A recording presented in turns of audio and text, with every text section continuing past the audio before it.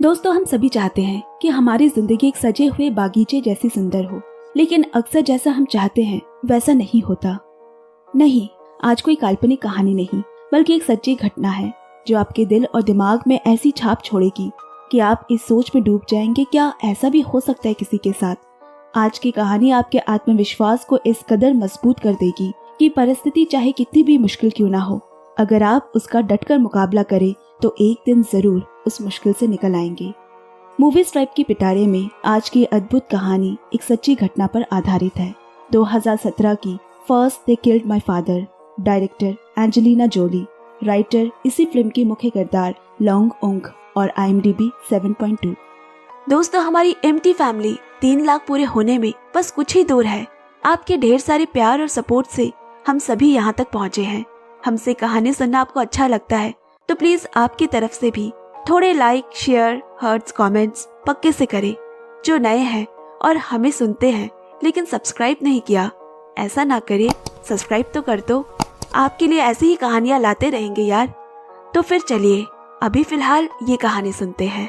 साल 1975 कंबोडिया में दो राजनीतिक दल खमाई पब्लिक और खमाई रूज के बीच सिविल वॉर छिड़ी है। खमाई रिपब्लिक मौजूदा सरकार है, जबकि खमाई रूज सरकार में आने के लिए सिविल वॉर की शुरुआत कर चुकी है, जिनका असल मकसद कंबोडिया की राजधानी फेनोम पेह पर कब्जा जमाना है। लुआंग उंग एक 5 साल की बच्ची, जिसके परिवार में माँ, पा और 6 भाई बहन मेंग, ख्वाई, कीव, किम, चो और गी, यानी कुल मिलाकर 9 सदस्य है। इस कहानी में हम लोंग के पिता को पा कहकर बुलाएंगे। लोंग के पिता खमाई रिपब्लिक की सरकार में ऊंचे अधिकार के मिलिट्री अफसर है, जो अपने परिवार के साथ फेनोम पेह में एक अच्छी जिंदगी गुजार रहे हैं। जंग शुरू होने के बाद खमाई रूज धीरे धीरे पूरे कंबोडिया पर अपना कब्जा जमाने लगी और एक दिन कंबोडिया की राजधानी फेनोम पेह में घुसकर ये ऐलान कर दिया कि आज से आप लोगों की सुरक्षा की जिम्मेदारी हमारी है। हमें खबर मिली है अमेरिका यहाँ बॉम्ब गिराने वाला है, इसलिए आप सभी ये शहर खाली कर गाँव की तरफ रवाना हो जाए। सिर्फ 3 दिन की बात है, 3 दिन बाद आप यहाँ अपने घर वापस आ सकेंगे। इस खबर से लोंग के पिता बहुत उदास हो गए, क्योंकि वो शायद जान चुके हैं कि आगे क्या होने वाला है। उसने एक वैन का इंतजाम किया। कुछ जरूरी सामान के साथ वो अपनी बीवी बच्चों को लेकर शहर से निकलने लगा। मगर छोटी लोंग अपने 5 साल की उम्र में ये सब पहली बार देख रही है। ये सब क्या हो रहा है, क्यों हो रहा है, वो कुछ नहीं समझ पा रही। सफर के दौरान उसने देखा उनके जैसे और भी परिवार अपने सामान के साथ शहर से बाहर ठीक एक ही तरफ जा रहे हैं। कोई गाड़ी में है तो कोई पैदल ही चले जा रहा है। कुछ दूर जाने के बाद उन्होंने देखा कि खमाई रिपब्लिक के कुछ सिपाहियों को अनकार के लोगों ने बंदी बनाया हुआ है। अनकार खमाई रोज की ही एक शाखा है। छोटी लोंग को समझ तो नहीं रही, मगर उसे अंदर ही अंदर एक डर सताने लगा कि जो भी कुछ हो रहा है वो अच्छा तो बिल्कुल भी नहीं है। डरी सहमी हुई वो बस आसपास की घटनाओं को देख रही है। एक डर उसकी आंखों में है। अब कुछ और दूर जाने के बाद अनकार के लोगों ने उन्हें भी एक जगह रोककर कहा, आज रात तुम लोगों को यहीं गुजारना होगा। उन्होंने वो रात उसी वैन में किसी तरह गुजारी। अगले दिन सूरज की पहली किरण के साथ अनकार के लोगों ने सबको जगाया और कहा, अपने जरूरत के सामान रख लो, हमें और आगे की तरफ जाना है। इधर अनकार के एक सिपाही ने लोंग के पिता को वो वैन उनके हवाले कर देने को कहा। इस वैन की तो अब आपको कोई जरूरत नहीं, अब से ये अनकार की संपत्ति है, बाकी का सफर चलकर ही जाना पड़ेगा।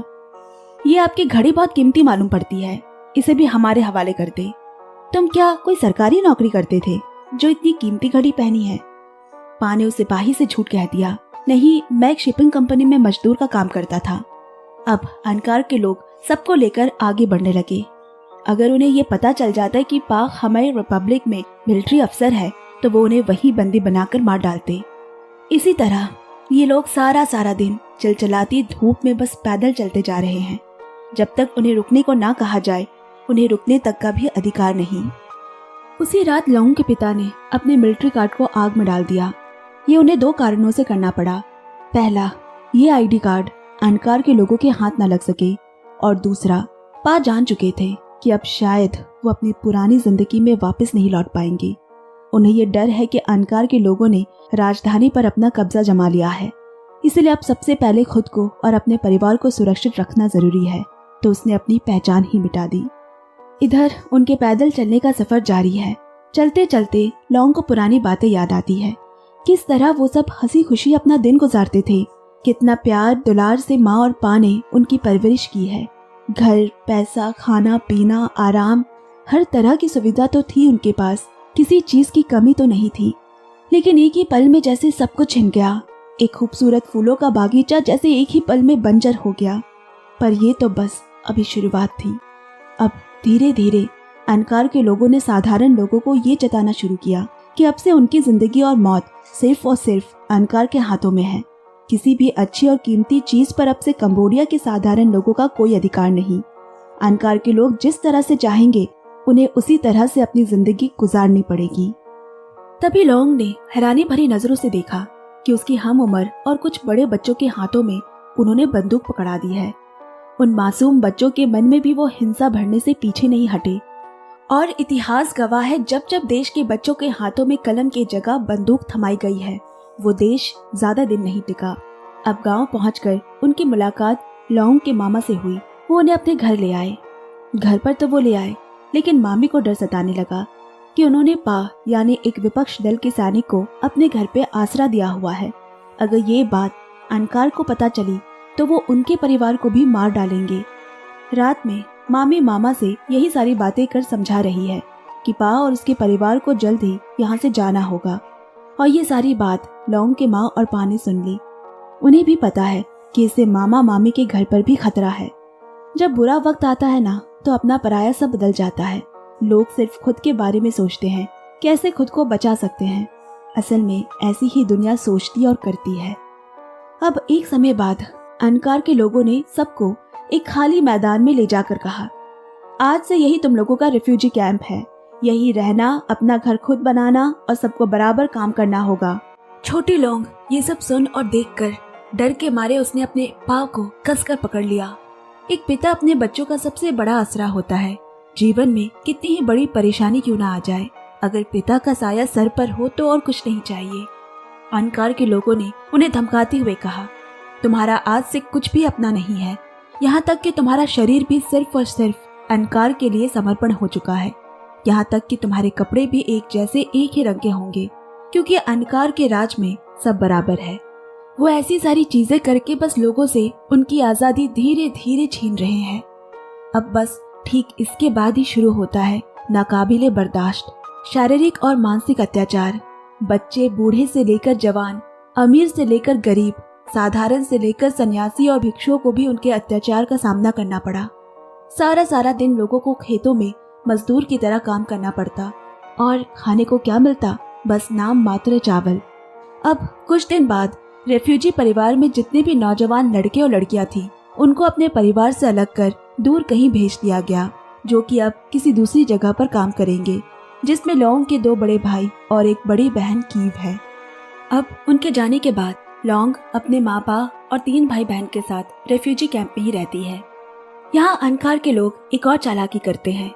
वो देखते हैं जिस परिवार में ज्यादा लोग हैं उनको एक दूसरे से अलग कर देते, क्योंकि उनको ये डर है कि कहीं ऐसा ना हो आगे चलकर कोई उनकी मुखालिफत करने लगे, उनके खिलाफ आवाज उठाने लग जाए। इसलिए उन्होंने अब ये घिनौना काम शुरू किया। बच्चों को माँ बाप से जुदा, पति को उनके पत्नियों से जुदा। वो लोगों को मानसिक रूप से इस कदर तोड़ देना चाहते हैं ताकि कोई उनके खिलाफ बोलने की हिम्मत भी न कर पाए। अत्याचार का सिलसिला धीरे धीरे और बढ़ता रहा। रेफ्यूजीज को अब ठीक से खाना नहीं मिलता, बीमारों का इलाज नहीं होता। गलती से कोई अगर दवाई की खोज करता भी तो उसे मार दिया जाता। उनके जरिए जो भी साग सब्जी अनाज उगाया जाता, वो सारा सामान भी अनकार खुद के लिए रख लेते और उसे राजधानी भेज देते। पर भूख की जलन भी एक अजीब जलन होती है। एक दिन पाक खेत से चोरी छुपे कुछ कीड़े और थोड़ा सा चावल चुरा कर ले आए। उस रात वो उन कीड़ों को आग में सेक कर खा रहे हैं। इंसान की भूख की इंतहा कितनी भयावह हो सकती है, हमें ये दृश्य ही समझा देती है। खाते वक्त उनके चेहरे पर एक अजीब सी मुस्कान है। वो कीड़े मकोड़े खा रहे हैं, इसका उन्हें कोई दुख नहीं, बल्कि वो तो ये सोचकर खुश है कि बहुत समय बाद कुछ मांस जैसा खाने को मिला।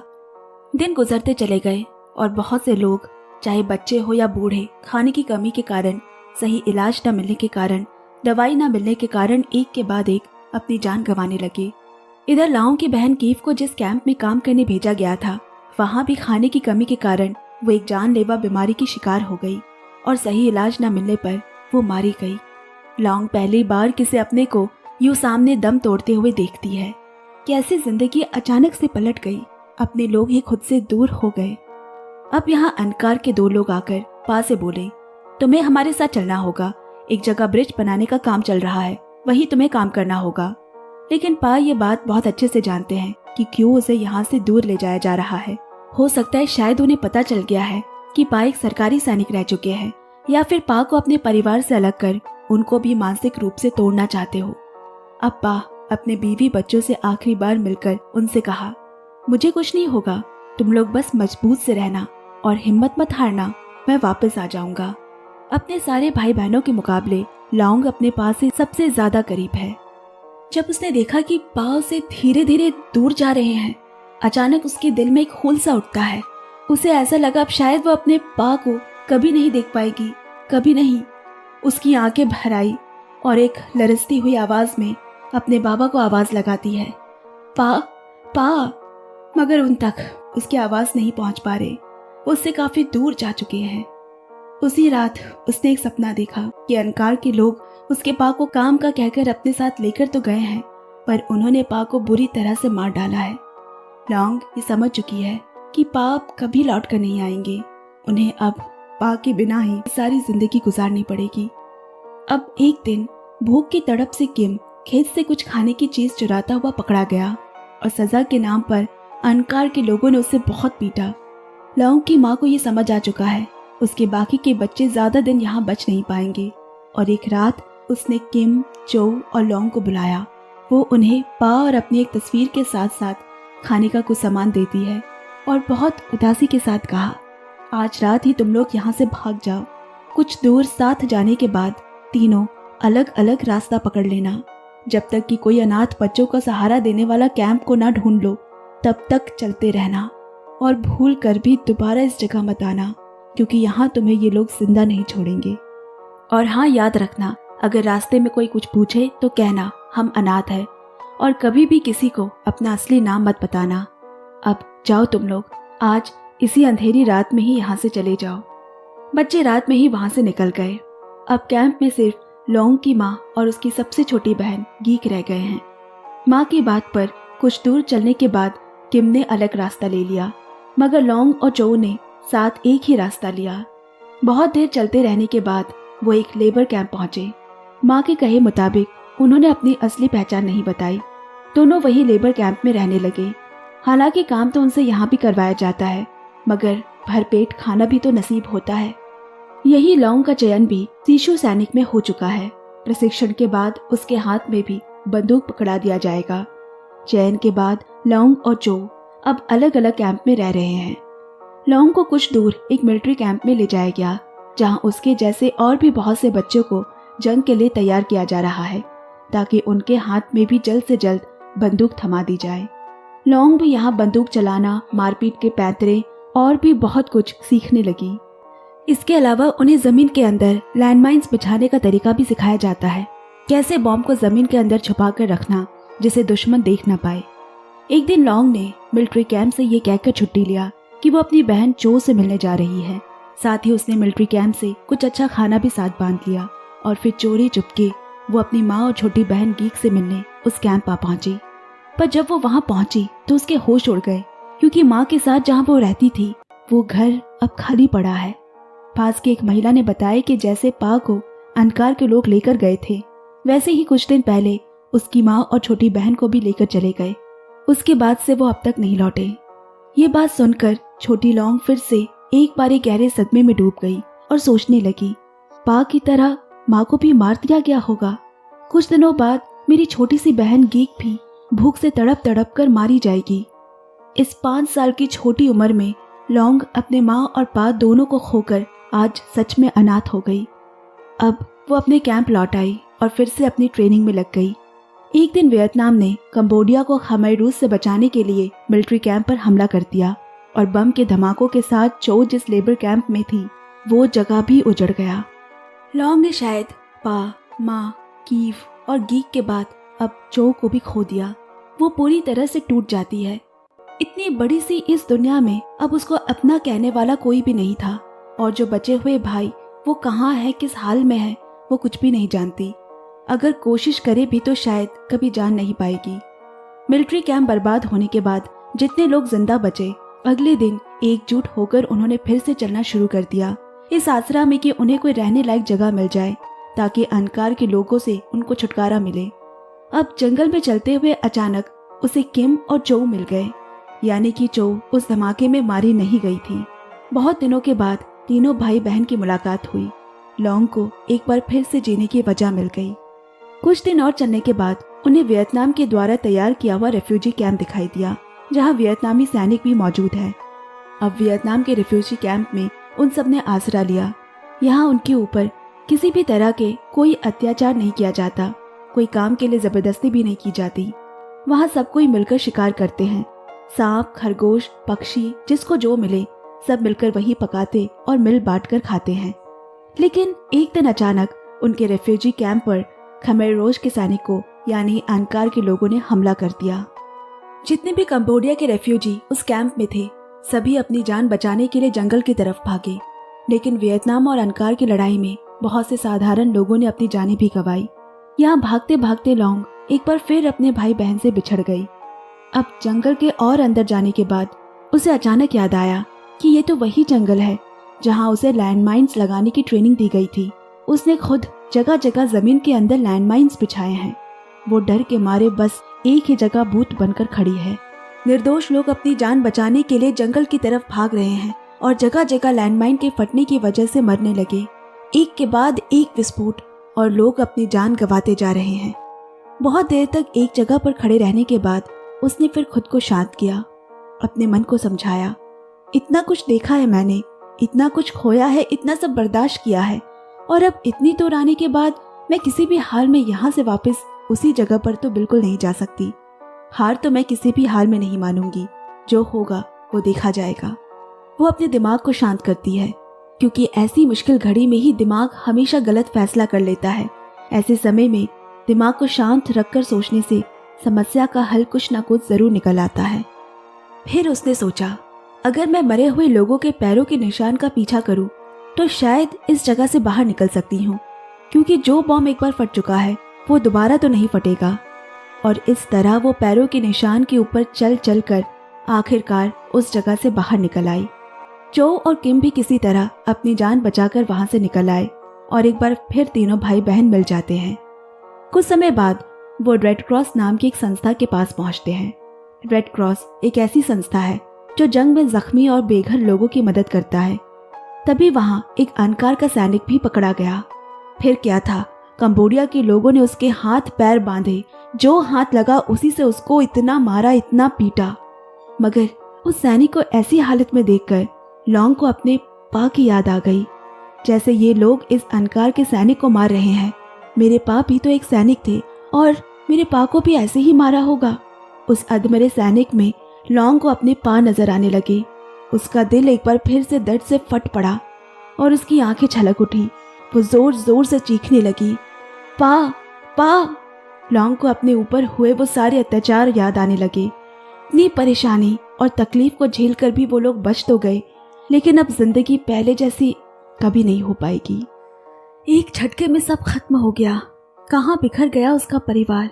माँ कहाँ है पता नहीं, पाक का क्या हुआ वो भी नहीं पता।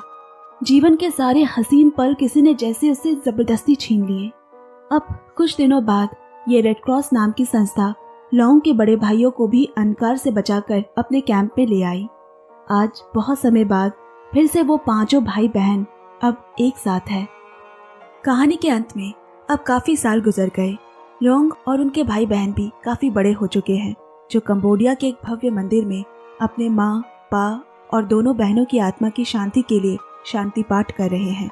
और ये कहानी यही खत्म हो जाती है। दोस्तों, एक बार आंख बंद करके लॉन्गयोंग की जगह खुद को रखकर देखिएगा तो शायद हम समझ पाएंगे कि एक 5 साल की बच्ची और उसके परिवार ने क्या कुछ नहीं झेला। छोटी सी उम्र में लॉन्ग ने दुनिया भर के सारे दर्द, सारे हिंसा को एक साथ देख लिया। जंग एक देश को पता नहीं कितनी सभ्यता पीछे ढकेल देती है। खूनरेजी वाली जंग सिर्फ मानव जाति का नाश करती है। अगर ये खूनी जंग बंद ना हुई तो हो सकता है मानव जाति का भी अंत बहुत करीब है। लॉन्ग युंग एक समय बाद उत्तर अमेरिका जा पहुंची, जहां उसने अपनी बाकी की पढ़ाई पूरी कर एक ह्यूमन राइट्स एक्टिविस्ट यानी मानव अधिकार कार्यकर्ता बन जाती है। उसने अपनी जिंदगी के ऊपर एक किताब भी लिखी जिसका नाम इसी फिल्म से है, first they killed my father. इसी के साथ मैं ये सच्ची और प्रेरणा से भरी कहानी यही समाप्त करती हूँ। धन्यवाद। कहानी अगर आपको पसंद आए तो लाइक शेयर कमेंट पक्के से करें। सुनते रहिए, सुनाते रहिए। Movie stripe. Love you, take care and bye bye.